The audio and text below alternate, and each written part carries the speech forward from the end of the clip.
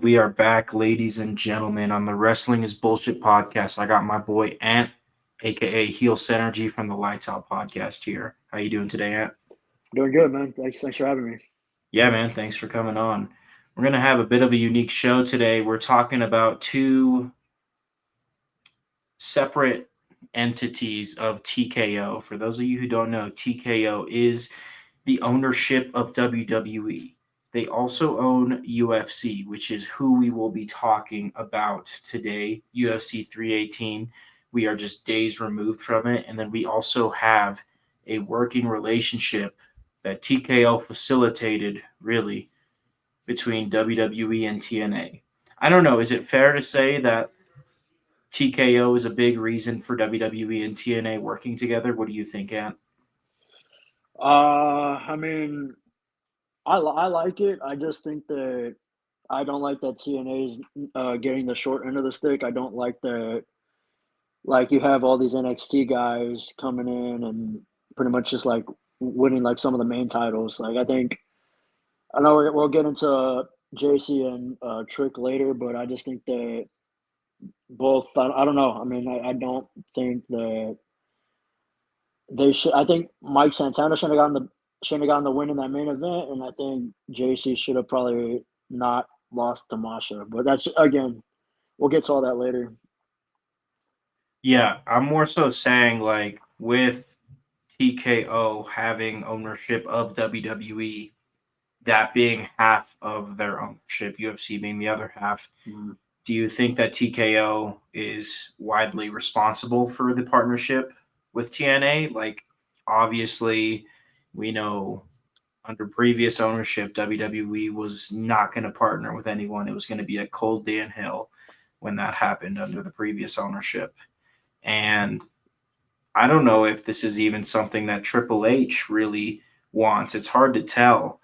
Ultimately, I do know it's good for WWE. Specifically, it helps them with their NXT developmental brand. Mm. And it's good for TNA because TNA is getting this humongous mainstream attention through this partnership. I think that's undeniable. But do you think Right. TKO is the main reason why TNA is in this equation?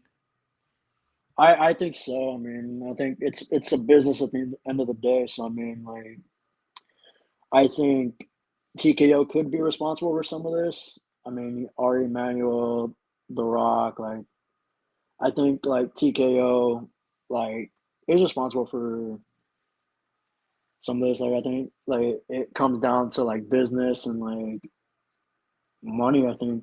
I mean, Yeah, I mean it's definitely best for business.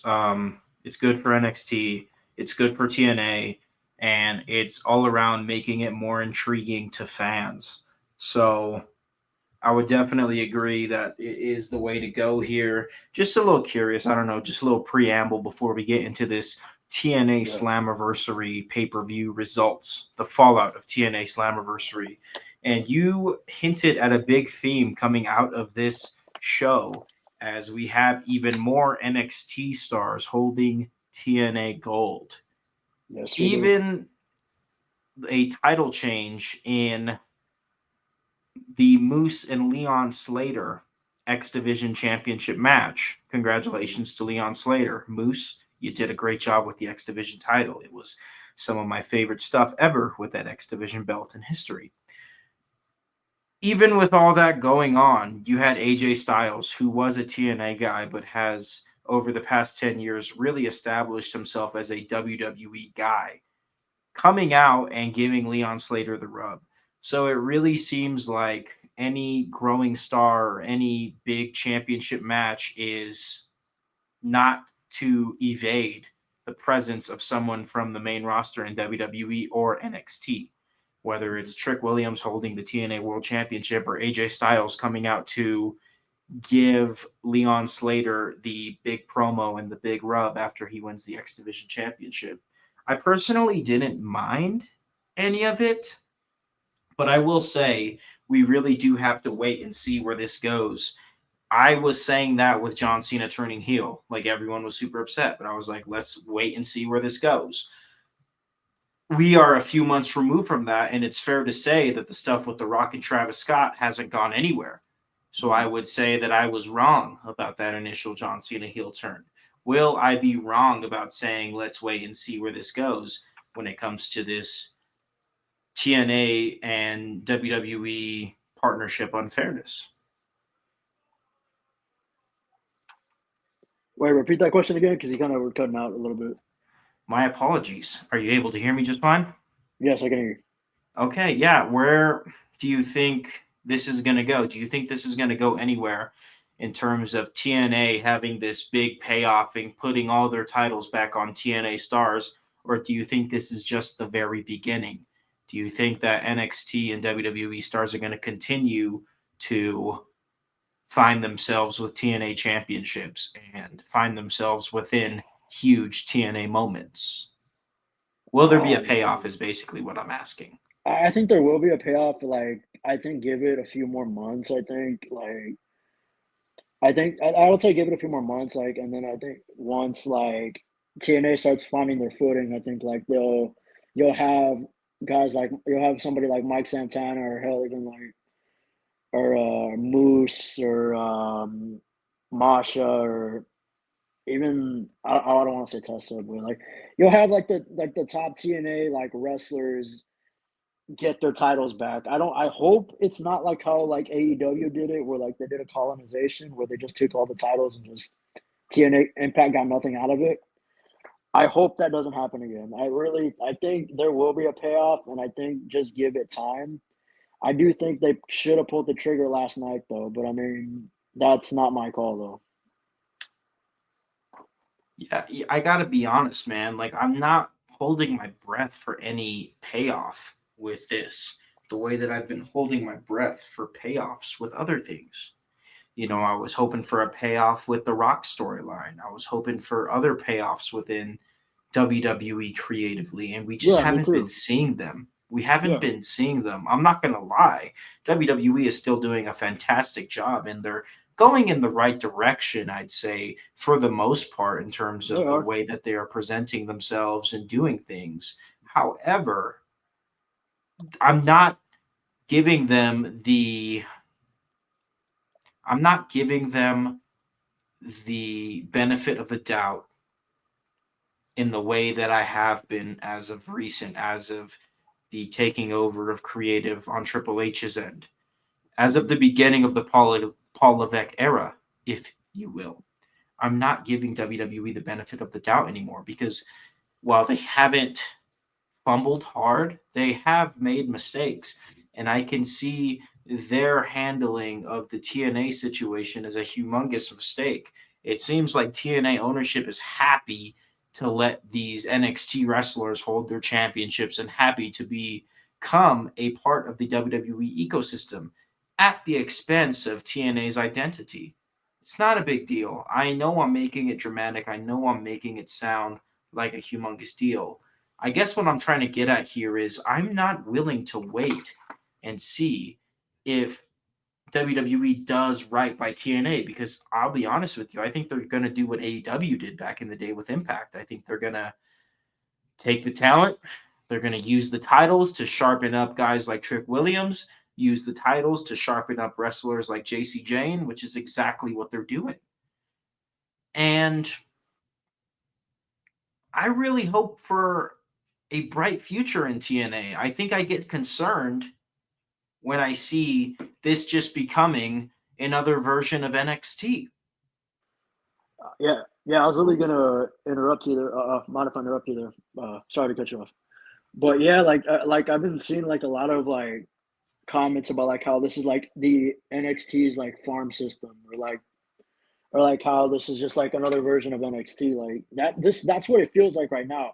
And I even said myself, like if you go on my page, I even said that t- uh this partnership is this partnership, if you even want to call it that, is very one sided because you have these wrestlers like from NXT, like they're coming in and they're colonizing basically. They're not doing anything. It's not really benefiting TNA really. I mean, yeah, they're getting a little bit more exposure, but how much?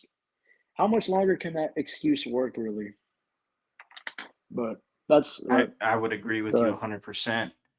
TNA is becoming a farming system for talent that WWE wants developing in NXT eventually, such as Joe Hendry. Who's to say that Leon Slater has the X Division Championship because WWE has interest in him? Leon Slater is young. He's had a lot of wrestling experience in Europe. I enjoyed him in Rev Pro alongside Michael Oku. And here he is in TNA finally getting a championship win. Who's to say that the only reason that's happening is because WWE has interest in him? We don't know. And it seems like TNA ownership is cool with this. You know, we had Scott D'Amore leave abruptly early last year in 2024. He left TNA, and TNA was his baby. He was the face of TNA from a backstage leadership standpoint. Who's to say that's not the reason? You know, it really does seem like the folks over there at TNA are happy to take the brand of TNA and let it be a feeder system to NXT and the main roster. And it makes money, it makes sense, it's good business, it makes NXT a little bit more interesting for the time being. But perhaps Scott D'Amore said, screw that. TNA has legacy. And I know you and I are both humongous TNA fans from before they had their partnership with WWE, before they did some things with AEW back in the day. TNA was the home of alternative wrestling for so long. AEW only came around very recently. And I really want to see TNA keep some sort of dignity and identity as a brand and not just become a farming system for NXT. Oh yeah, like I mean, like you hit the nail on the head. Like I mean, especially in the terms of like TNA, like being the alternative. Like at one point, yeah. Like I mean, that's true. I mean, like especially like in the 2000s, man. Like if you really think about it, like there was really no like if we go back to that time, like WWE was up here, TNA was like right here. They were honestly like on their tail in the 2000s. I think like I mean New I mean I love New Japan. I mean, but I think I don't know. I mean, I'm gonna. It's fair to say that while New Japan is fantastic, TNA Oh yeah, appeals to an TNA. American audience. Oh yeah, And TNA appeals to American audience for sure. But yeah, good. I just really hope for some sort of payoff and for TNA to continue to be TNA, to be honest. They can call Uh, it TNA, but I could see in a few years it just being WWE Evolve that's what 2.0. that's what I can see it as. I honestly see it as like that's why everybody's giving it the nickname NXTNA. Like everybody's giving it that nickname because it feels like again it feels like a farm system for NXT, and that's not. I don't know. To me, that's not a good thing. That's not what you want. If I am the president of TNA, like I would be mad as hell right now. Like I would be like really like because I mean like again like I was saying like they are giving them exposure for the WWE crowd like who's not familiar with TNA who may has never watched TNA. Like they're giving them exposure, but how much longer is that gonna work? Like that can't it's a one trick thing I think like it feels like it feels like it's just gonna be a revolving cycle. Like they're just gonna get exposure. They're gonna take the titles. That's it. That's all you get. Like you're all of our guys are gonna beat you. That's it. Like you're not gonna get. There's no payoff. That's almost what it feels like. We gave you exposure. Why are you upset? Right. You know, and I know it's working right now. I mean, I see guys that never talked about TNA in this community talking about TNA every Thursday now, and that's excellent. That's great for TNA, but I think guys like you and me, fans like you and me, are smart enough to see that this is a one trick pony. I think you hit it on the head as well. It's gonna run dry. This well is gonna run dry. It's gonna rob TNA of its identity if they're not careful. And I'm not holding my breath for them to be careful. I know WWE is willing to just take TKO more so than WWE. Oh yeah. Like I think that's just the greediness of WWE and TKO. I think they're not. I think at this point to the point where like they don't care. They really don't care. Yeah, and it's a shame. We hope for the best, but nonetheless, covering another big takeaway from TNA Slammiversary. Again, reviewing the first one being that Leon Slater defeated Moose for the X Division Championship. I hope for great things, by the way, before we continue on to this next title change. I hope for great things with Leon Slater.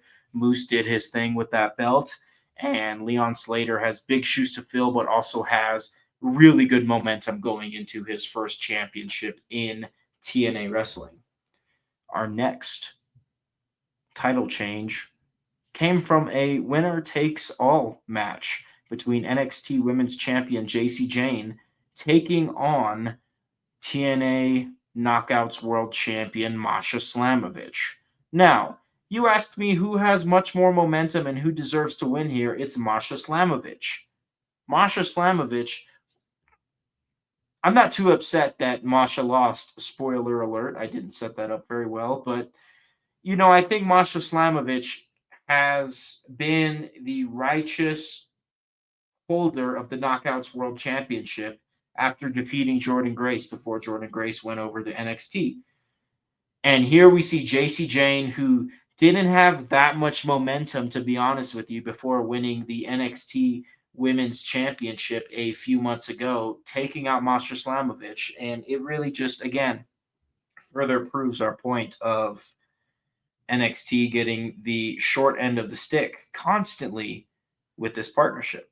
What do you think about Jacy Jayne? What do you think about Masha Slamovich? And do you think the NXT Women's Championship and Knockouts World Championship will remain on the same women's wrestler for long? Let me correct you there about NXT getting the short end of the stick. I think TNA got the short end of the stick on that part. I think NXT I got the misspoke. You're right. I'm so yeah sorry. I yeah misspoke. So, yeah. yeah, thank you You're for good. that. As far as the titles are concerned, I think like I'll agree with your point on. I think Masha needed it more. Like the momentum was clearly there, and I think having her lose to somebody like Jacy Jayne, who honestly I like Jacy Jayne, but she's not on that level yet. I don't think she was on that level when she won the NXT Women's Championship. Like my opinion though. I don't know, man. I think in terms of the titles, I don't think they're gonna be on her for long. I'd say shoot, about a month, maybe two. I think that's how long her title run will be with the knockouts title. I think somebody will beat her, but we got to think about who. Um, like who are some men's that you think can beat JC for that knockout title? I mean, Ash by Elegance, maybe. I can see Ash. There is one TNA knockout that I it's on the tip of my tongue. I can't remember, but I'm not against you having one champion for both the Knockouts World title and the NXT Women's title. I just think that they made the wrong choice here with JC. I'm a huge fan of JC Jane. I'm a humongous fan of JC Jane. Let me say that again. But should she have defeated Masha Slamovich for that Knockouts World title? Absolutely not. I think Masha Slamovich was doing a fantastic job with that. And I don't think JC Jane has the promise in her potential to keep that going. I think it serves JC Jane, but I think you are destroying the momentum of a championship and a champion just to push JC Jane forward. And that right there just again highlights the unfairness that TNA is getting with this partnership. But hey, they made their bed and now they have to lay in it, man. They wanted to do business with WWE, and this is what that looks like, unfortunately. There's a reason that WWE didn't partner with AAA, but acquired them because WWE is out to serve one person, and that's WWE. And I can't blame them for that. Business is business. I just think there is No, a better way to be doing this. I mean, I understand most wrestling fans aren't talking about this stuff right now and really can't see the fact that TNA is not serving themselves well by partnering with WWE and NXT more specifically. But ultimately, what am I trying to say here? I'm trying to say that it wouldn't hurt WWE to treat TNA a little bit better. I think a lot of WWE fans are willing to get on the TNA train, but WWE doesn't even take that into account. They just say this is all meant to benefit the popularity of our NXT show, and Exactly. it's really not gonna Like work out after a while. They're I'm sure the mm, WWE loyalists will stand by them, but I I mean, it's think you're gonna make a lot of people pissed off internally and externally when this is all said and done. yeah. I mean, like we talk about it's a business before it's anything. But I mean, like this is again, like I keep going back to this point, but like I just I don't understand like why you had to acquire AAA. I understand like AAA was dying, but it was dying a slow, painful death. But you're just gonna you're gonna buy them, and you're gonna have like just like you're gonna have them like I'm gonna use this as an example, like Octagon Jr. Like when he lost to Dominic in less than what 4 minutes at what was it, Money in the Bank? That was low key really stupid. Like I know we're going off topic here, but that's just I want to just hammer that point home because that was really dumb. Like you it didn't do anybody benefits. It made you look. It made the only one that really benefited was the WWE. Like it didn't Even benefit then, yeah, I don't AAA. think it benefits Dominic Mysterio. I don't No, think it benefits the Intercontinental Championship. I think what you can do is you can bring honor and you can help grow these promotions that you're partnering with, like TNA, like AAA. You can help them take a step in the right direction without stripping them of everything that makes them special just to make JC Jane look that much better. Who's right. to say this doesn't? I think if you were to ask me and I was to put money on this, I think with two roads diverging, the left road being JC Jane brings great honor to the Knockouts World Championship, and the right road being JC Jane makes the Knockouts World Championship ultimately meaningless. I'm going to go with the right road. I don't think she's going to hold it the way that Masha held it and Jordan Grace held it before her. And who Hmm, can you have take the title off of JC Jane? Indy Hartwell, who was an NXT superstar for the longest time. I mean, right. you can go Tessa Blanchard, but I don't think anybody wants that. I mean, for the sake No, of humanity, please do not do put the not. title on Tessa Blanchard. That will be Please terrible. no. Please I no. don't Do put it not. past them, but I mean, geez, just imagine Tessa Blanchard versus Charlotte Flair for the Jesus Knockouts Christ. World Championship. When Jesus we get Christ. there, and I have a feeling we will get there, then we take the L. Wrestling fans, we take the Who's L. gonna my if that happens, who's gonna get booed the worst? Probably both of them. Nobody walks out a win to that one. But Yeah, like, right. I think Indy Hartwell has to. It's got to be Indy Hartwell. Like that's the like if they were to pull the trigger on Tessa, the backlash would be Catastrophic. catastrophic. Yeah, like I mean, you like nobody would be able to. Nobody would be able to defend TNA for that one. Like, I'm pretty sure even the diehards would probably even say that this is the wrong move. Like, The TNA diehards will be getting more and more pissed off before we know it. I'm sure. I think when AJ Styles, I'm trying to Oh, think of what he can do in TNA. I think AJ Styles holding the TNA World Championship is the only viable option here when it oh, comes to another WWE wrestler holding that belt. The TNA World Championship should always feature TNA wrestlers, and AJ Styles was Mr. TNA hmm, for the longest time, so he's the only WWE superstar that gets a pass, in my opinion. I think the Trick Williams stuff is it's fine, but I think it's doing more damage to the TNA World Championship than we realize right now. And hmm. yeah, I just think this stuff that's happening with JC Jane and the Knockouts World Title is going to be a bit of a train wreck. It's going to be a bit of a train wreck. It's going to devalue the Knockouts World Championship, which is a real shame because Jordan Grace and Masha Slamovich have done a fantastic job keeping that title relevant for a year and a half now. it's a real shame as to what is happening. I'll tell you what though, it was cool to see the Hardys regain the TNA World Tag Team Championship. And I want to close out our TNA Slammiversary coverage with this. Shout out to Mustafa Ali. Shout out to Matt Cardona in the system. Shout out to Indy Hartwell. Shout out to Trick Williams. Those are all our other winners from this match card. But ultimately, we did have 3 events. That first event being Leon Slater winning the X Division title. That second event being JC Jane becoming a double champion. And of course, we are about to cover the Hardys regaining the TNA World Tag Team Championship.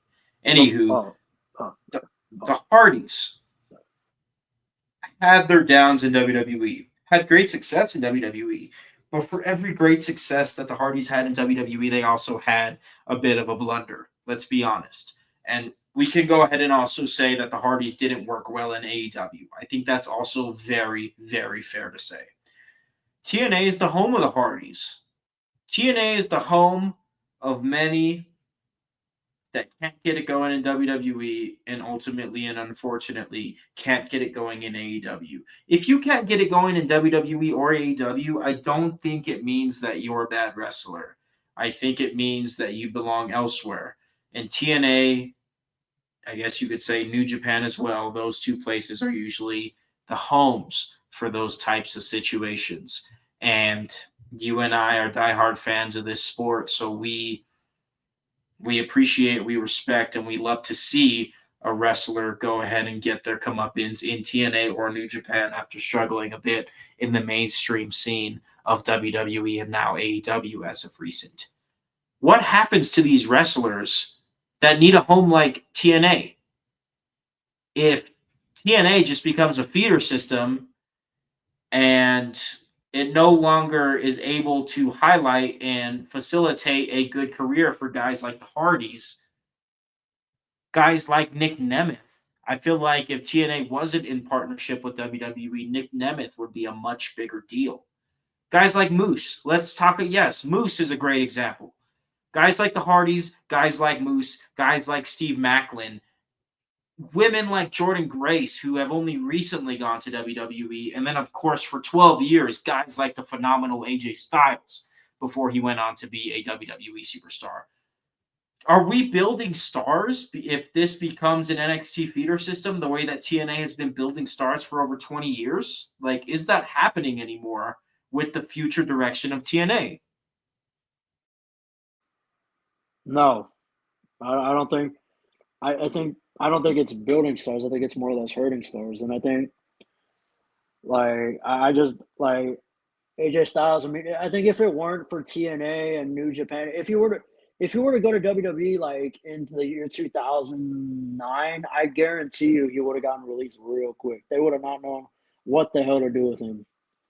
And that's why I think TNA helped build guys up, guys like Samoa Joe, guys like AJ Styles, guys like hell, even one of my favorites, Christian Cage. Christian Cage, he didn't do, and I apologize for my language here. They treated him like shit in WWE. Yeah, they did. And great point with Samoa Joe, I want to add.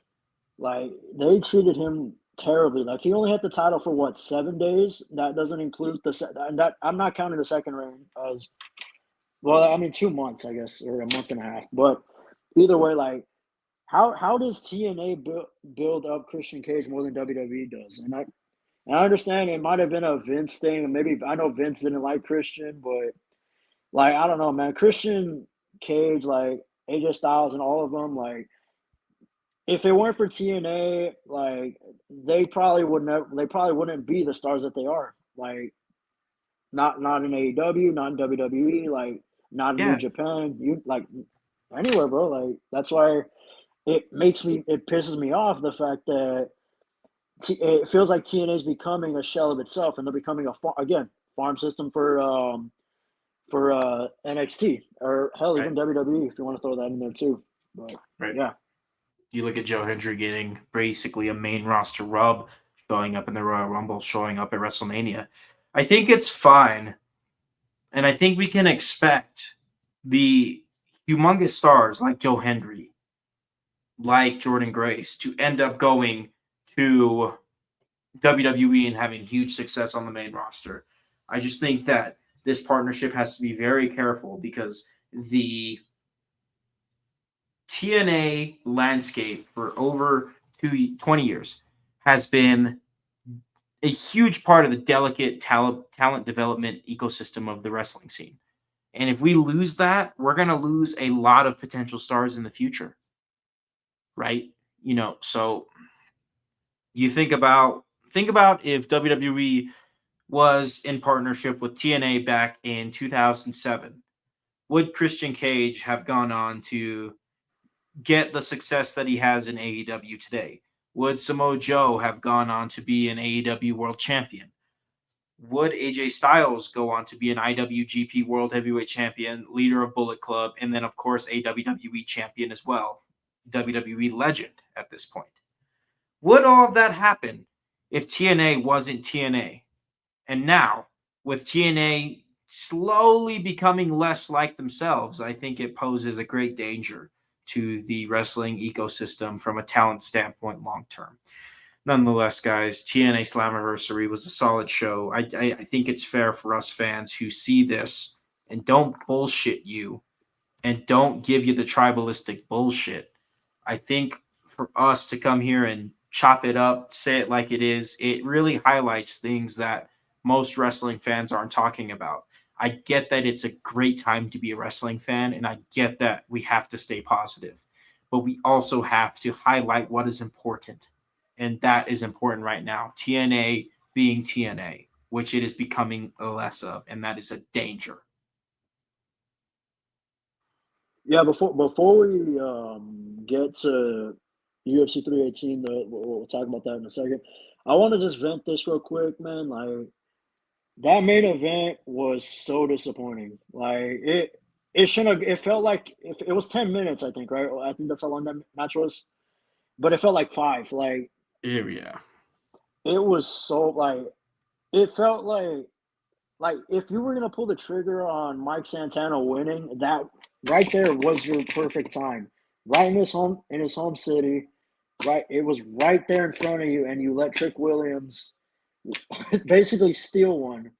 Like I was so weak, man. Like I don't understand the business, man. Like, I don't understand who made that decision. I don't know who greenlit it, but whoever did it, man, I hope you got I hope you I don't want to say lose your job, but man, like I was oh my god, that just pissed me off. And even my friend, we were watching together. We were like, really, like that, like I don't know. To me, that was just real stupid, like Yeah. so fucking stupid. Like Yeah, no, I don't know. absolutely. I think I personally was a little more pissed off with the JC Jane situation just because Masha Slamovich has done all this great work for the Knockouts World title and has more momentum than JC Jane. Like I will say maybe JC Jane is a little bit more known than Masha just because of the way the wrestling ecosystem works with fans in terms of more people watching NXT these days and WWE and its affiliates just immediately being way more popular than anything. And Masha is definitely more affiliated with an independent wrestling scene than she is with anything WWE related. But it's like, guys, stop peacocking. I feel like everyone involved with this NXTNA partnership is peacocking, showing all their feathers, being like, oh, this is what we're going to do. And it's all to serve NXT and make NXT a desirable show to watch. TNA was already a super desirable show to watch. Why are you going to sacrifice one good thing for another good thing? Because the money funnels into TKO. Unfortunately, ladies and gentlemen, we live in a world where money is more important than anything else. Money's more important than morals. Money's more important than integrity. Money's more important than doing the right thing. It's unfortunate, but this is a direct reflection of that. And I That's just just hope that TNA is able to stand up for themselves a little bit more. WWE throws them a bone. Please throw them a bone. And I think that's the society we live in. I think right now. Let's we won't get into that, but like, and it's nothing against Trick Williams. I think he's an incredible talent. I think he's absolutely incredible. But that was just like you could have like that was just the perfect timing for Mike to win it. And now I don't understand the thing about build up because there's somebody's some like people are making the argument of, oh, like they're trying to build up his win. Like that was your build up right there. Your build up was right there, man. Right, it was right in front of you, and you fumble it at the 1 yard line. Come on, like now it's meaningless. Yeah, yeah, right. Just all to make JC Jane a better wrestler. And Trick Right? Williams, it's time for Trick Williams to go to the main roster, man. Like it's Yes. fine. I don't think he's doing a disservice to the NXT. I mean, I'm sorry, the TNA World Championship in the way that JC Jane No. is unfortunately doing or about to do to the Knockouts World Title. But still, Mike Santana is an organically built star over there in TNA. Give him the title. Make things interesting. You know how excited I would be if Mike Santana won that title right now? My goodness, man. Like, it is good for business for TNA to get thrown a bone every now and then, for TNA to remain what they are instead of just benefiting NXT every step of the way. It is good for business. So don't be stupid. Okay, let's get into UFC. I think we've beat a dead horse pretty good here. Yeah, we pretty much beaten a dead horse. All right, I'll let you get 318. started on the main card of UFC. Go ahead. All right, so this is the UFC 318 talk. If you don't know who I am, my name is Anthony Moreno, but everybody calls me Lights Out. So we're gonna talk 318 Poirier versus Holloway. Let's go. All right, first fight, uh, lightweight fight between Michael Johnson and Daniel Hoover. Yeah, I'll give you. So let me start up before we start. Actually, I'm gonna how we do it. Like how I do it is I do a quick summary and then I do what I liked and what I didn't like. So uh, start. So yeah, going back to the point here. Michael Johnson, Daniel Hoover. To give a quick recap, Michael Johnson claimed a unanimous decision 29-28 on all the judges' scorecards. He used his experience and timing to edge out Zoe Huber in a very tactical matchup that remained on the feet for all 3 rounds. What did I like? I'll start off with Michael Johnson. He looked like a throwback version of himself. Fast hands, darting in and out, and that clean boxing fundamentals. And honestly, this is the best he's looked in a long time. Like, I mean, he showed great fight IQ as well, and he moved laterally. He picked Zell Huber apart, and he didn't even get drawn into brawls. Which obviously, if you saw Zell Huber's last fight, he basically forced his opponent into a brawl, and it felt like we saw. It felt like we saw the Johnson of old, the one that beat Dustin Poirier, the one that beat Edson, the one that beat Tony Ferguson. And the fact that he's still doing this against younger and rising stars is damn near impressive, man. So Huber, he took way too long to get going, man. He's a gifted striker, but he felt like he was waiting for someone or something to click, and he didn't push the tempo at all. Like that's the one thing that I noticed from that fight. And that cornering from Zahoop from his team, I don't know. I don't know if it was just me, but it didn't feel urgent at all. Like you're down 2 rounds and you're not giving them any advice. You're just gonna let them coast. Like you gotta flip the switch like that, man. And there were some very awkward exchanges. Inexperience showed, and Johnson just completely disrupted his rhythm. Um, but I mean, that's pretty much like my thoughts on that. I will say this: like I actually wrote a question. I answered it myself. The question was, Zoe Huber's slow start, nerves or just not UFC ready? And this is my opinion. I think Zoe Huber's slow start had a bit of UFC jitters, but honestly, I think it's less nerves and more like he's not ready for that octagon pace. He struggled to capitalize on his reach early and, as analysts pointed out, looked very hesitant to impose his game. And it's clear that he's not uh, acclimated to the UFC level yet. But that's just my opinion. Okay. Whatever. Do you Uh, think it falls back on the coaching at all? Because I really do feel like if the coaches weren't really helping him out in there, like that's such a humongous part of UFC there. You need your coach to give you some perspective in a fight, to hype you up, and also give you a specific task that will help you throughout the fight.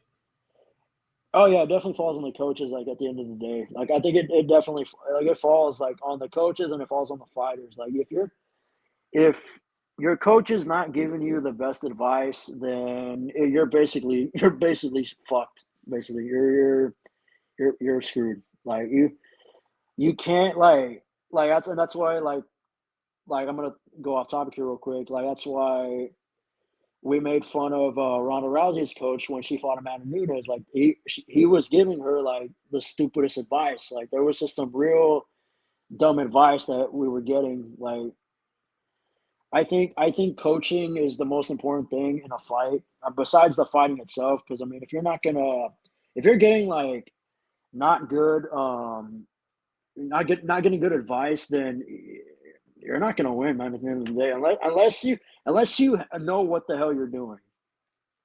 But that's just my opinion.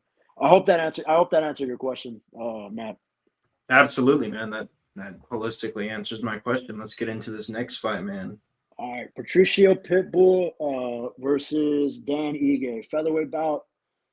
Pitbull secured a unanimous decision, 29-28 on all the scorecards with efficient striking and sorry, veteran savvy. He systematically outpointed Ige in a controlled 3-round bout.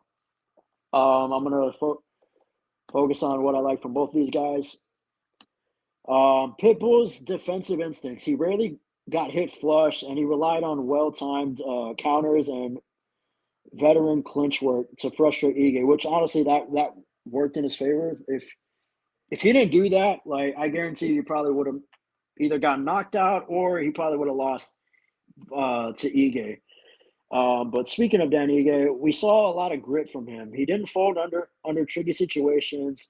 Kept fighting through, and he kept fighting through the tight scrambles. Which obviously, if you've seen Pitbull's fights in Bellator, you know he's notorious for like that type of fight. Like he's trying to out grapple you or out strike you. That's like that's his game. That's his bread and butter, basically.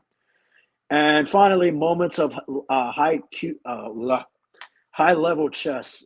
There were some exchanges that showed both guys' IQ. That's honestly very important in the fight game. What didn't I like? Here we go. Pitbull's lack of ambition. I mean, despite a unanimous decision win, he never seemed eager to pursue a finish or make a statement. And again, like we trace back to his Bellator days. If you've seen Pitbull's fights in Bellator, you know he's infamous for trying to go for a finish or trying to trying to hurt you. Basically, that's what he tried to do. And I felt like on Saturday night he was playing it way too safe for a guy who has so many accomplishments under his belt. As for Dan Ige, one-dimensional approach. Despite being known for volume and pressure, he pretty much let Pitbull dictate distance for most of the fight, and he really didn't use that background in wrestling enough to change momentum, which we saw when he fought. What was his name? Who did Danny A fight that really pushed him or that made It's him on lose the tip the? of my tongue, man. I can't remember. I will say though, I do think Danny falls out of the featherweight rank here. Do you think Pitbull falls in here and takes number 14 from him? Well, I actually wrote something about that. Okay, so he fought Sean Woodson. I mean, he he basically just humbled or humiliated Sean Woodson. But to answer your question, I actually have a little note here. I'm gonna be honest, neither guy looked like a top five featherweight. This wasn't fireworks, man. Like it was more like a stalemate than anything. And this fight really wasn't a barn burner. I don't think Pitbull's gonna be crack the top 10 or top 15 for a bit while. I mean, he's got to fight somebody else, man. Like if we pull up the featherweight rankings, hold up. Just give me a second. While you're pulling that up, I'll just say I feel like really nothing on this card except for maybe even the last two fights, if I'm being generous, really felt like a barn burner. I mean, we know that fans are going to pay for this UFC 318 pay per view to see Justin Poirier one last time, especially against Max Holloway, who's fantastic. But I'm looking at this card even before 318 happened. I'm like, guys, seriously? This is a pay per view main card? Rob me blind of my money. Why don't you do like it's just that TKO mentality of stretch everything so dang thin. It just makes it feel like a chore sometimes. I got to be honest, and I'm sorry, but that's how do you feel about that, man? How do you feel about everything being stretched so thin? I feel like that wasn't as common in either WWE or UFC until TKO came and became the umbrella banner for both companies. No, I mean, like, I agree with you wholeheartedly on that one because I feel like now, like, they've got like the pay-per-views are really aren't worth like spending $90 on it, like spending $90 on it. Like, if you're asking for that much money, I better be seeing some badass fights. I don't want to see fights that go to a decision and actually just like I don't want to see fights that just like are boring or like we just get decisions. Nothing wrong with that, but like if I'm if I'm the matchmakers, man, like you gotta put better fights on these cards, man. Like I remember like back in the 2000s and 2010s, we were getting all these badass fights. Like hell, even during the McGregor era, we were getting good fights. Like we got fights that we wanted to see. Like of course, like the most obvious one is McGregor Habib. Of course, you got Lesnar and well, this is early 2000s, but still, like we got guys like Mir and Lesnar. Of course, that was a badass card in itself. UFC 100. Like we got the fights that we wanted. Now it feels like they're just coasting for the sake of coasting. Like it feels like the events don't matter anymore, and now it's just like to make money as make as much money as possible. I And mean, I look at just what I'm sorry. Go ahead, finish up. uh, uh, no, I was gonna say about the rankings. So if I'm if I'm Pitbull, you're gonna have to fight somebody like well, okay, you beat the number 11 Dan Ige. The only way to go is up. Gian Silva, Josh Emmett, Sterling, Lerone Murphy, Ortega. You can put like these guys. You can put some of these guys. Like you could put some of these guys in front of a Pitbull, and I guarantee. And if he can beat at least like one or two of these guys, then we can start talking about him being in the top 15. But right now, I don't see it happening, especially with somebody like hell, even Giga Chikadze. Like I don't see Pitbull beating Giga. Like hell no. And But it well, just feels. go ahead. I'm sorry, may I interrupt? No, man. I already finished my point. So go ahead.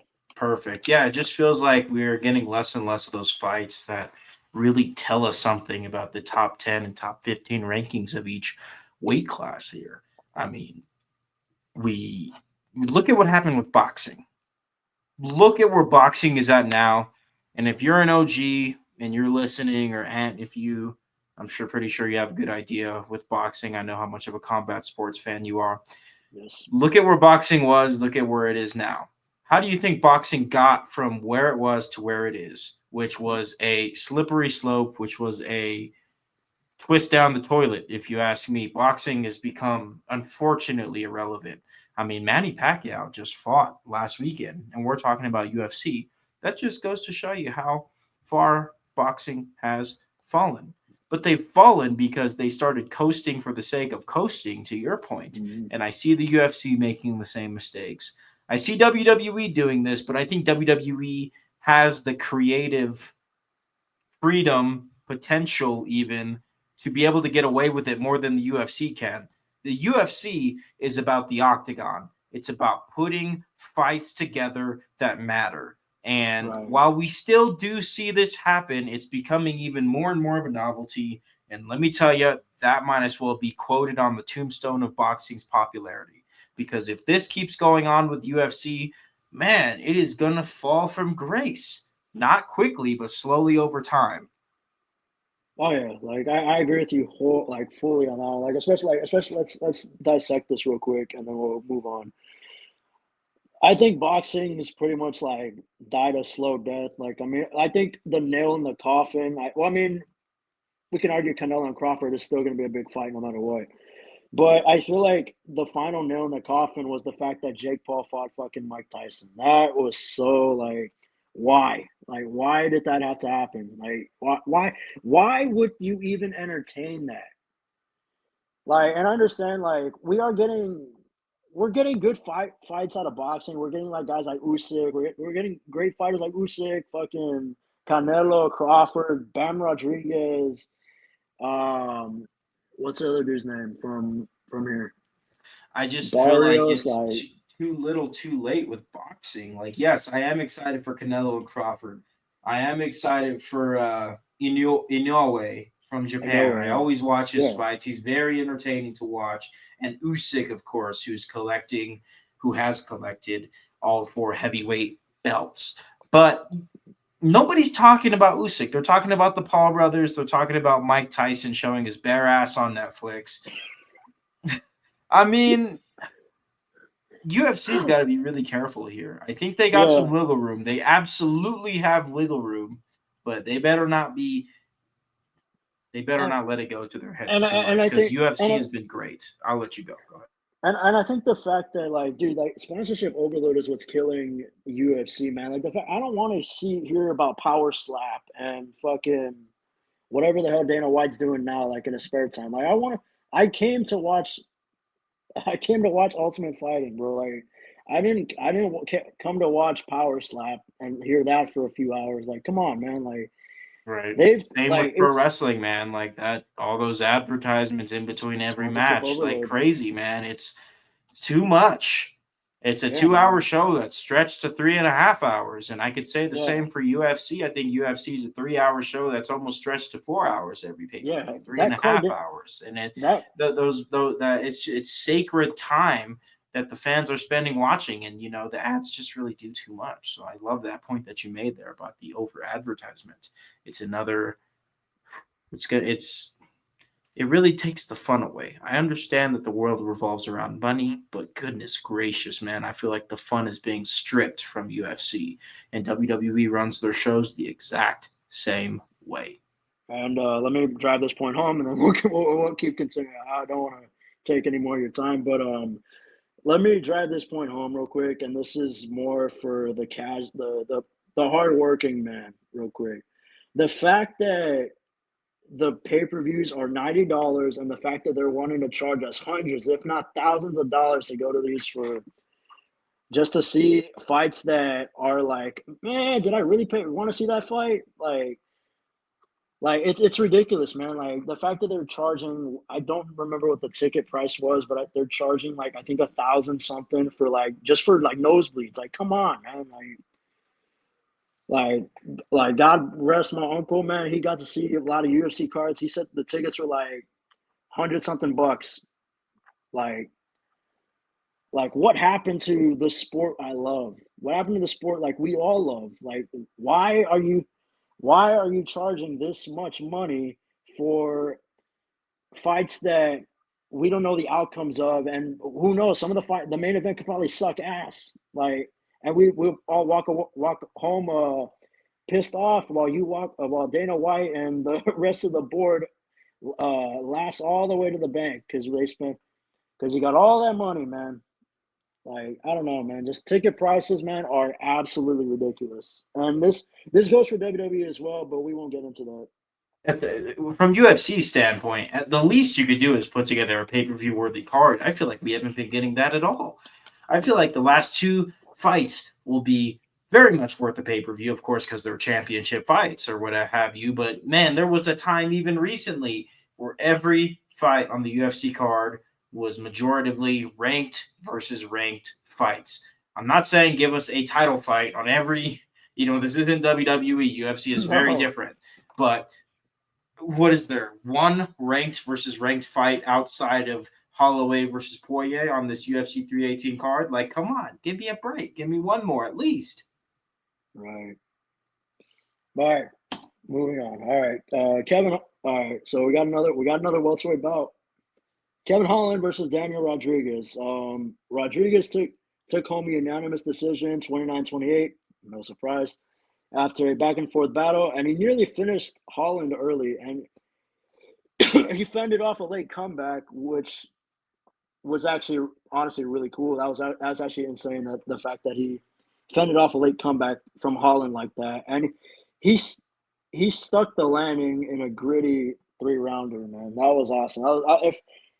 I'm not a betting man, but that was definitely one of the best fights like of the night.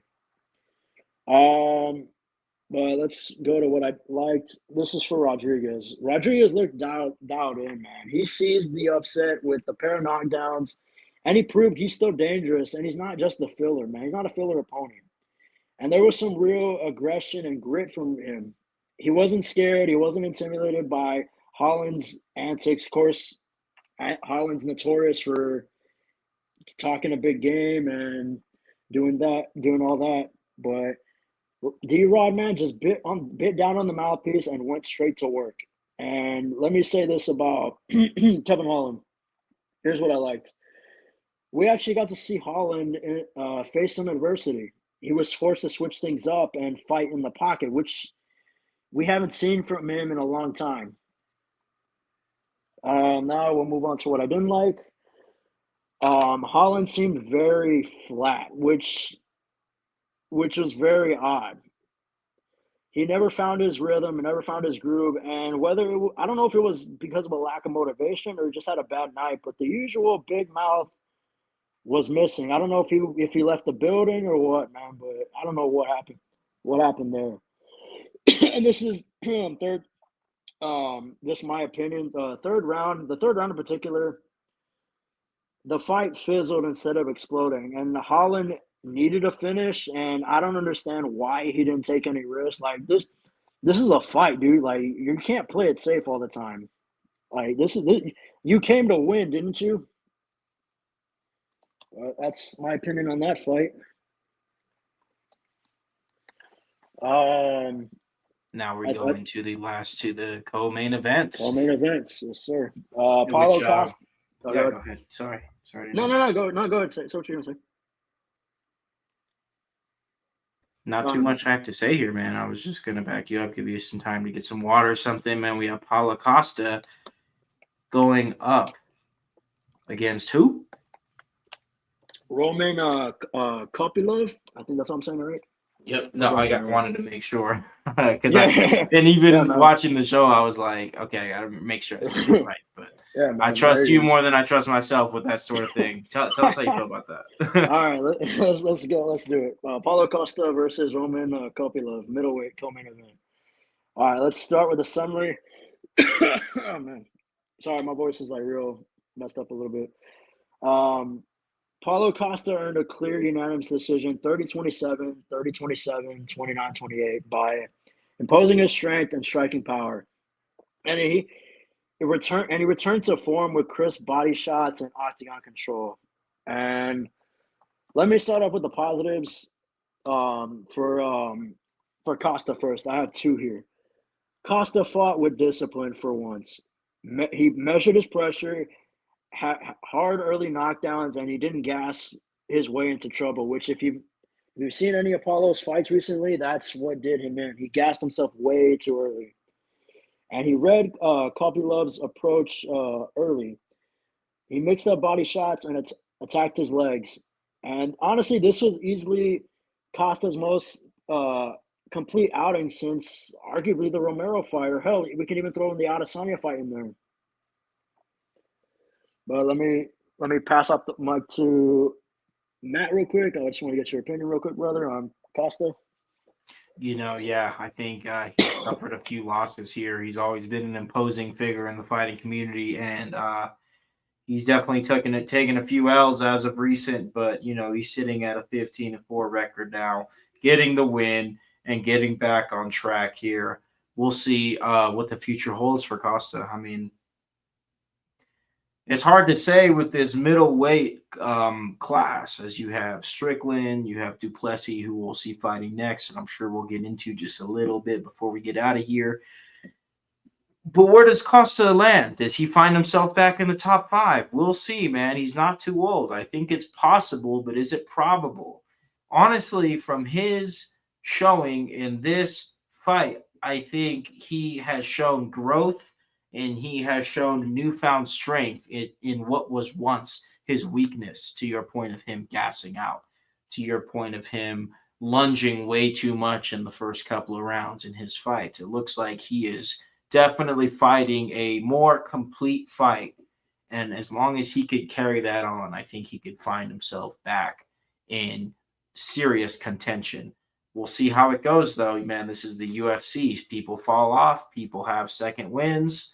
It just really Mhm. depends. We'll see how that goes. Let's get into the main event, man. Yes, Let's sir. get into Max Holloway defending the BMF championship. For those of you that don't know, BMF stands for baddest mother. Motherfucker. There you go. Fucker. Thank you. That's right. And we are seeing Max Holloway defend this BMF championship against Dustin Poirier, who is fighting his last fight. Will Poirier hold a championship belt above his head in his last time gracing the octagon? The answer, unfortunately, for Poirier fans is no. Mhm. But nonetheless, I think a lot of us fighting fans were just happy to see Poirier one more time, and we're also happy to see Poirier versus Max Holloway for the third time ever. This is Yeah. such a fun matchup. I love Max Holloway. I love seeing him every time he fights, and I love seeing Dustin Poirier, who is a legend. Good time all around here, man. We saw the fight go to decision. What are your thoughts on this, Ant? What are you thinking, man? Holloway retains the BMF Oh man, championship and this wins a good was fight and a send off for Dustin Poirier. this was. Let me put it. Let me start out by saying this. This was emotional, man, on all levels, because you had Poirier on his last fight, man. Like on the last, we're never gonna see him again. Like, and the fact that it comes full circle almost. Because remember, if you've been a long time UFC fan, Max Holloway started off his career fighting who? Dustin Poirier. And now Poirier ends his career fighting the same guy who he beat twice. And let me just start out by saying I got to give my props to both of them, man. Like they showed incredible heart, and it was awesome, man. This was a true BMF fight, a back and forth war. Both fighters dropped each other, and these two battled through adversity. Of course, Max came out strong, dropped Dustin early with the sharp combos, but Dustin, man, he dug deep, recovered, and he hurt Max with a counter shot of his own, and of course that guillotine, man. But let me move on to the technical brilliance. Holloway showed off his classical high volume striking and worked the body with variety, teeing off with his jabs, kicks, and elbows. Poirier responded beautifully, man, with boxing and of course mixing the shots, the counters, and every round felt competitive, man. Neither man coasted, and each surge from Max was answered with even more from Dustin, man. And then of course, the iconic moment, which well, um, the most iconic moment in that fight, in my opinion, has to be two things. Of course, the knockdown when Dustin dropped Max and went for his guillotine in that second round, and then of course the emotional peak at the very end of the final seconds when Max, notoriously, well, he always does this, points to the canvas, and they both stood and traded shots until the final bell. And it was an emotional night, man. Poirier, I would make the argument, man. Like this is the best way to go out, man. This like fighting the guy who you've had an incredible rivalry with, you've traded blood, sweat, and tears against, like, and especially having it be for the BMF title, like it was a perfect send off for him. And I'm gonna be honest, and this is just my opinion. I think Dustin is definitely one of the greatest of all time to never win a championship. Yeah, he won the interim title, but as far as all time greats to never win the undisputed title, Dustin's got to be up there, man. He has to be up there. But Yeah, man. Dustin I'll pass it Poirier's to had several amazing fights. Fought the likes of McGregor, fought the likes of Gaethje, and here he is running Habib, it back one more Islam. time, man, with Max Holloway. My Yeah. question for you, man, as you have beautifully sent Dustin Poirier into the horizon to call it a career, what's next for Holloway, man? We know he has won his past 5 fights except for one, and that was Ilya Taporia, who Oh yeah. Yeah. recently, he's not featherweight champion anymore. But we see Holloway in the top 5 of the lightweight division. Do we see Holloway versus Islam, or do we see? I don't know. What are your thoughts? Obviously, we don't get to Islam right away. Maybe we do, but what are your thoughts? Well, I think Islam's right now going after the welterweight title. 'Cause that's why he vacated the lightweight. I think. Yeah, he did.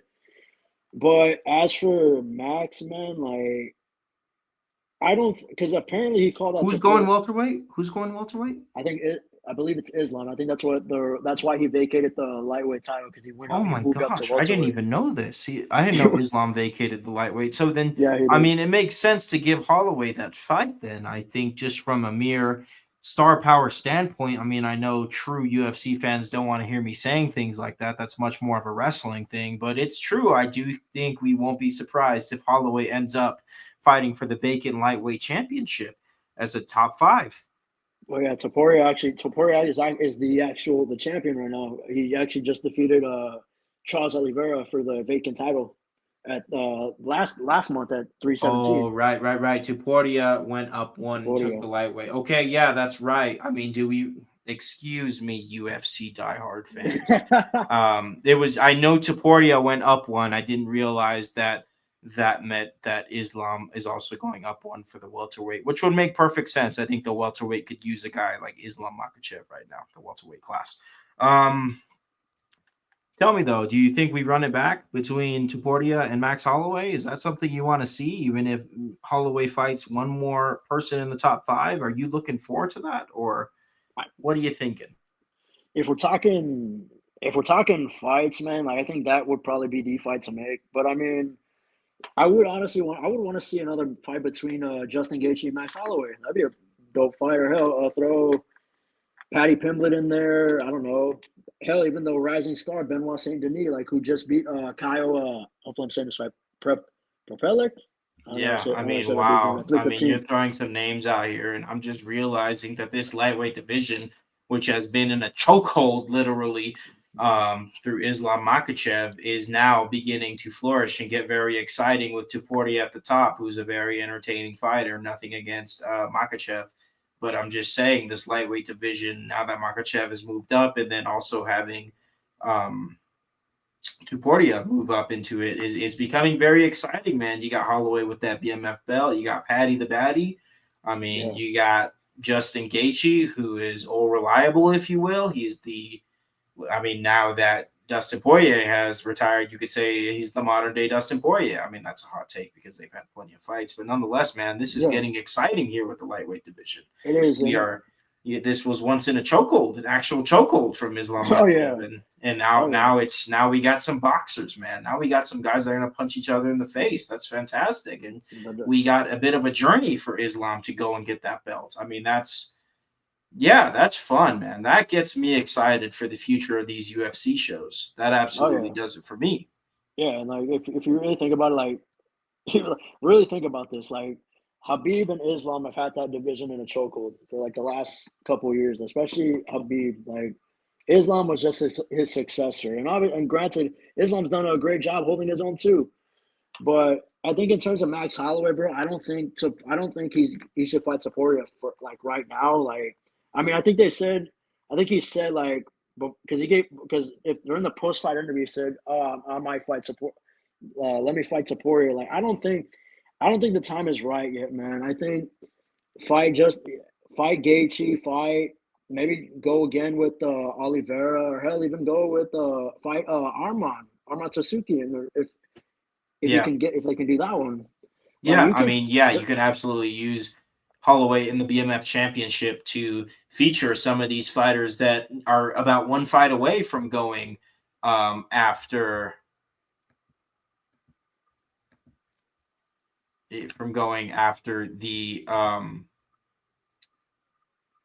the the lightweight lightweight. Yeah, the title. title. They're all going after Ilya. Like they're all going after Topuria because he's like, in my opinion, man, he's the guy. Like he's like Topuria might be the best fighter we've seen like in a long time. Like I know we said Islam was is on the we said Islam. We said who else did we say? We said who's the we said Adesanya, Alex Pereira. We said all these guys, but I think Ilya, man, Ilya is something special. Topuria, man, that guy's not a joke, man. That guy, like, we all Yeah, thought he was he'll crazy knock your saying teeth out, that, man. He'll knock your teeth out. and all thought he was crazy when he said he was going to beat Volkanovski, Max Holloway. We all thought he was nuts, and hell, we even thought he was nuts when he fought Holloway, or not Holloway. I mean Oliveira. Oliveira, Like, yeah. yeah, man, he's a beast, man. I think we are witnessing greatness from Ilya Taporia. But as Oh far yeah. as Max Holloway goes, like you said, like I would keep featuring him, like As keep a main defending that event BMF champion title. with that BMF title. Yeah. Yeah, And yeah. then when the time comes when he starts getting that confidence back up, like I think then he can fight Taporia. I think just give it time, I think. Yeah, I mean, I think that Holloway can be the threshold guardian for those going to Taporia. If you take it to Holloway, if you take the BMF title from Holloway, you got a one plane ticket to Taporia. You got in the Mm-hmm. lightweight championship. I think that's fair to say. You Oh yeah. got Oliveira on his way out, unfortunately, with the chin that he had against Taporia. Taporia made quick work of him. You have Oh Gaethje hanging out. He's always been hanging out in the top five. He'll get another crack at it, maybe get another crack at Holloway. That'd be fantastic. And then whoever else is ready to come up in that lightweight division before you give them to Taportia, man, see how they do against Holloway. I think that's a great model for making great main events for us. oh yeah. Oh yeah. I agree with you 100%. And yeah, man. I mean, that was pretty much 318 in a nutshell, man. I mean, it was a. I mean, if I had to give the fight of the night, like, and this this is insane. The fact that this didn't get fight of the night is nuts. How did Poirier versus Holloway not get fight of the night? Come on, Dana. Like even Holloway himself said that he was surprised that he didn't get fight of the night. He even criticized Dana White. He was like, "That's stupid." Like, come on, man. That was the best. That's one of the best fights I've seen in a while. Like, it's on there, man. Yeah. But Real yeah, quick man. before we get out of here, man, we have UFC 319, the next UFC pay per view. If you Yes, want to get sir. into UFC as a wrestling fan, I recommend starting with the pay per views about once a month, maybe twice a month at max. We have UFC 19 Duplessis defending the middleweight championship in the main event. What do you think about this upcoming fight? Duplessis defending the main event. The middleweight championship. Yeah, we talked. I actually talked about this a little bit last month. I talked about it with a friend of mine. Shit, hold up. Let me mute that. Sorry. That was some errors on my part. So we talked about this last time. We talked. It's Duplessis. It's Shemaev, man. Like this is gonna be. In my opinion, this will be Duplessis' toughest test. And the reason I say that is because Hamzat, it feels Hamzat's the perfect fighter. Like in my opinion, like if I were to give you like, if I were to tell you like, if I were to ask you a question like, who's the perfect fighter like right now? It's Hamzat. It's Hamzat because Oh yeah, that guy can wrestle. That guy can stand up. That guy has a badass stand up game. Like yeah, this dude, is he's gonna give crazy. He's this is crazy. and he's insane to pain. Like he takes pain like nothing. Like it's scary. It's like guys go in there. Like guys don't want to fight him because he's so damn terrifying. Like that's Yeah, what's dude, so he's insane crazy. about him. And I I think mean, who do you have winning this fight? I personally think God, man. Chimaev has got this shit in the bag. As much as I love Dricus Duplessis, man, like I've seen so much from Hamzat, and I think he has got it. God, man, this is so hard. This is so hard to call, man, because Duplessis had a hell of a reign. He's fought Sean Strickland, Adesanya. Yeah, Like, man, he's been the guy. He's been the guy he's been in a the guy. middleweight division for sure. But I think he's been keeping that title warm for I, Chimaev, and I think it will be a I, crowning moment for Chimaev I'm when gonna we go. talk about UFC next. I'm gonna go Hamza, dude. I'm gonna go. I think I'm gonna go Hamzat, but I mean, I could flip. Like, you never know, man. Like this fight is so evenly close, man. It's scary how close this matchup is. Because again, like Drakus, man. Like, look, if you go back and rewatch his two fights against Sean Strickland and of course Adesanya, like he rocked, dude, He kicks ass, man. he He's kicks awesome. ass, dude. Yeah, He exactly. Like does. he fights a perfect fight, and he has, like I said, like he has that awkward style that you can't teach anybody, and I think that could throw Hamzat off a little bit.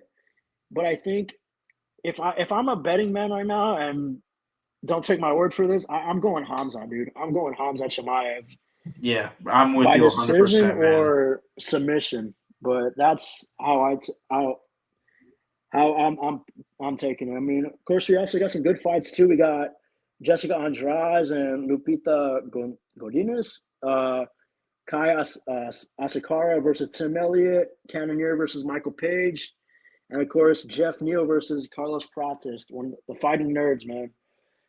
This is gonna be an awesome card, man. Like if I'm a UFC, if I'm a first, if, for all the casuals, man, and for all the non UFC fans, this is the card you're gonna want to watch. Like this Yeah. is gonna be an epic card. Yeah, Chicago, definitely. Illinois, As man. much as I love Dustin Poirier, I'm definitely more excited for UFC 319, I have to admit. Oh yeah, oh yeah, man. Yeah. Yeah, Yeah, well, hey man, thank you for your intellect with the UFC 318 card, and you and I yeah, have both made our predictions for the UFC 319 card coming up next month. We will be back to talk about it when the time comes, when UFC 319 comes and yes, goes. sir. We've also talked about TNA Slammiversary today. The next time you will see this podcast, we will be talking about the fallout of WWE SummerSlam, which is right around the corner, man. Oh So yeah. you're not going to hear from us for just a couple days, and then we'll get into SummerSlam very, very soon. Oh, And I definitely. anything else you got to say to the people, man? Go ahead and plug all your outlets. Tell the people where they can find you, and then we'll close out of here. Yeah, let me say this real quick. I definitely want to get into that SummerSlam talk, man, for sure. I definitely want to talk SummerSlam. That'd be awesome. Bet. I But mean, real quick, yeah, you can real quick tell me what you're looking forward to from SummerSlam before we get out of here. God, man, I'm gonna say Cena and Cody, man. That street fight's gonna be awesome. That's gonna be Yeah, a hell of a absolutely. match. Yeah, And I'm predicting a double turn if I'm being honest, and I wasn't really I planning on talking about this, but I think Cody's going to turn heel and Cena's going to turn face again. I think we're going to get a I double think turn. so. We're I going think to get a so. classic moment. I'm on that bandwagon too, man. But yeah, man. I just want to say thank you for having me. If for anybody want to know where to find me, I'm on YouTube, the Heelsynergy, and on my Instagram is the same name, Heelsynergy. I'm debating on changing my name to Lights Out MMA, but we'll see it. We'll see because that I've had this name for a long time, I like the but heel synergy, man, but you Heel do. Synergy, I man. think lights out MMA will be fantastic. So we'll see what you Yeah, do. man. But we'll see, man. But yeah, I want to thank my boy Matt, man. This dude's a hell of a podcaster, man. Definitely one of the best in the game right now. Oh, thank you, man. But That's yeah, too man. sweet. I feel Yeah, like we'll man. get there as a team, man. I enjoy having you. I enjoy having Miguel of Thank you, man. MTG Gaming, and Thank you, of man. course, famous B, Brian from 1975 Wrestling Fan. Yeah, I think, yeah, I yeah, enjoy having all y'all in here. We go ahead and talk the good stuff, man. It's fun to talk about it with you guys. You guys are good people, and I enjoy just our conversations, man. I know this podcast is a little rough to begin, but I have good faith that we're all going to grow together. The production is going to grow, and we're going to kick some ass together. hell So yeah, thank man. you. Hell yeah. Yeah, man. No, yeah, man. We're gonna grow together for sure, man. But that's pretty much it, guys. I want to. I mean, I'll let Matt close it out, but let me do the sign off real quick. Woo! Let's go, man. I'm out of here. Love it. Love it. Thank you, man. Trademark it. I want a quarter every time Thank, somebody says it. All right, thank you, guys. man. Yeah, we are getting on out of here. Thank you so much. If you're watching this on YouTube, Spotify, Apple Music, please keep in touch with our show because we do cover big shows with WWE, AEW, TNA, New Japan Pro Wrestling, and of course, WWE's sister company, the UFC now. So let's go ahead and keep enjoying pro wrestling and other forms of combat sports together. I know we got into a little bit of boxing today, which was good fun. I enjoyed the show. Be good and be happy, and we'll talk to you guys soon.